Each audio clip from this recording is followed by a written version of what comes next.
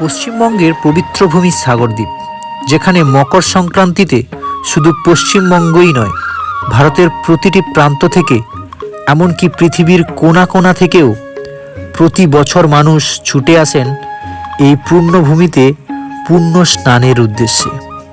আর তাই প্রায় 1 কোটি পুণ্যার্থীর সমাবেশ এই মেলাকে বানিয়ে তোলে কুম্ভ মেলার পর পৃথিবীর দ্বিতীয় বৃহত্তম মেলা, যাকে আমি বা আপনি গঙ্গাসাগর মেলা হিসেবেই চিনি। তো নমস্কার বন্ধুরা, কেমন আছো সবাই? আশা করি সবাই ভালো আছো, আর আমিও খুব ভালো আছি। তো তোমরা সবাই জানো যে আগামী 12ই জানুয়ারি থেকে শুরু হচ্ছে গঙ্গাসাগর মেলা। তারই পূর্ব প্রস্তুতি দেখার জন্য চলে গেছিলাম গঙ্গাসাগরের উদ্দেশ্যে। মেলাটা যেখানে অনুষ্ঠিত হচ্ছে সেটা আমার বাড়ি থেকে খুব বেশি দূর নয়, তাই প্রায় 15 মিনিট মতো গাড়ি চালিয়ে পৌঁছে যাই গঙ্গাসাগর। আর এখানে পৌঁছেই প্রথমে ঘুরে দেখি K1 বাস স্ট্যান্ড ও বাস স্ট্যান্ডের চারপাশটা। আর তোমরা দেখতেই পাচ্ছ এখন থেকে কিন্তু মানুষের সমাগম বাড়তে শুরু করেছে। তারপর এখান থেকে সোজা চলে যাই কপিলমুনি মন্দিরের সামনে। এখনো কিন্তু মন্দিরের গেট খোলেনি, আর এখানে দর্শনার্থীদের পুজো দেওয়ার জন্য লাইন আপনারা দেখতেই পাচ্ছেন। আর এই দেখো, মন্দির সাজানোর কাজও কিন্তু জারি আছে। আমার যত সম্ভব মনে হয় এটা রঙের কাজই চলছে। তারপর ঘুরে ঘুরে দেখতে থাকি মন্দিরের আশপাশটা। আর মন্দিরের আশপাশ বলতে ওই নাগা সাধু, মন্দিরের আশেপাশে মানুষজন, দোকানপাট, আর এই পবিত্র কপিলমুনি সরোবর। আর এই সরোবরের অবস্থাটা নিশ্চয়ই তোমরা নিজের চোখে দেখতে পাচ্ছ। আর সামনে মেলা আছে, হয়তো পরিষ্কার হয়েই যাবে। ইতিমধ্যেই বলতে বলতে কিন্তু মন্দিরের গেট, কপিলমুনি মন্দিরের গেট খুলে গেছে। এবার সবাই দর্শনার্থীরা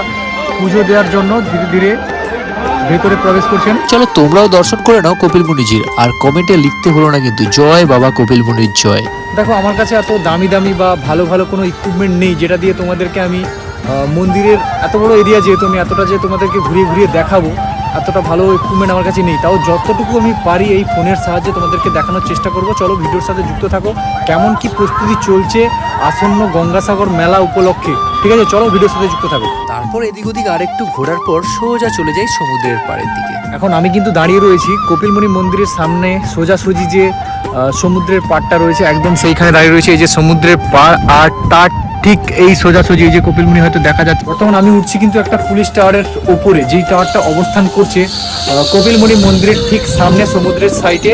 ঠিক আছে, এই টাওয়ারটা থেকে গঙ্গাসাগর মেলার 70% এরিয়াটা কিন্তু ভালোভাবে দেখা যাচ্ছে। চলো তোমরা একটু দেখো এখান থেকে কেমন কি ভিউ আসছে। পেছনে যেটা দেখছো এটা কিন্তু এই যে 1 নম্বর রাস্তা আর 2 নম্বর রাস্তার মাঝামাঝি যে জায়গাটা, ওই জায়গাটা কিন্তু পুরোপুরি একদম প্রিপেয়ার্ড হয়ে গেছে। ওই হোগলার যে ঘরগুলো হয় না, যেগুলো মেলার সময় আমরা দেখতে পাই যে হোগলার বিভিন্ন ঘরগুলো থাকে, ওই ঘরগুলো কিন্তু প্রস্তুতি চলছে।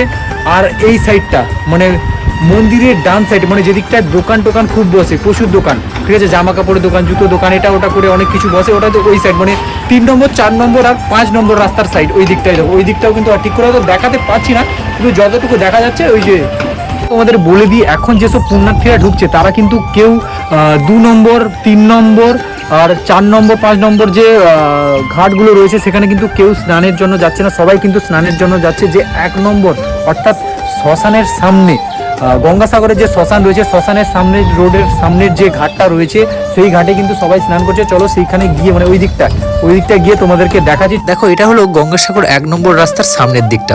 বর্তমানে যে সমস্ত পুণ্যার্থীরা আসছে এখন, তারা কিন্তু এখানেই এসে স্নান করছে আর মা গঙ্গার পুজো করছে। তাই এখানে সাধু সন্ত আর পুরোহিতদের ভিড় সব এইখানেই। আর পরন্ত বিকেলে কি সুন্দর না লাগছে দেখো তোমরা নিজেরা। তারপর এখানেও কিছুক্ষণ ঘোরাঘুরির পর সোজা চলে যাই 3 নম্বর 4 নম্বর আর 5 নম্বর রাস্তার দিকে। এখানে কিন্তু একটা ট্রলার হোগলা নিয়ে চলে এসছে, আর এদিকে পুলিশ টাওয়ারে ক্যামেরা লাগানোর কাজ চলছে।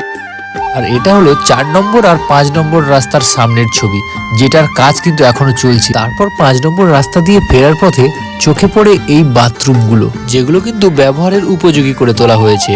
আর এই কলগুলো যেগুলো সারা বছর বন্ধ করে রাখা হয়, সেগুলো কিন্তু চালু করে দেওয়া হয়েছে। আর হ্যাঁ, আমার এই ভিডিওটা যারা যারা গঙ্গাসাগর থেকে দেখছো অবশ্যই একটা শেয়ার করে দিও। জানি শেয়ার করবে না, তবুও বলছি। আর যারা যারা আমার এই ভিডিওটা অন্যান্য জায়গা থেকে দেখছো, কোথা থেকে দেখছো অবশ্যই একটা কমেন্ট করে দিও। গঙ্গাসাগর সেজে উঠছে পর্ব 1 এর ভিডিও আজকের মতো এটুকুই। দেখা হচ্ছে পরের কোনো ভিডিওতে।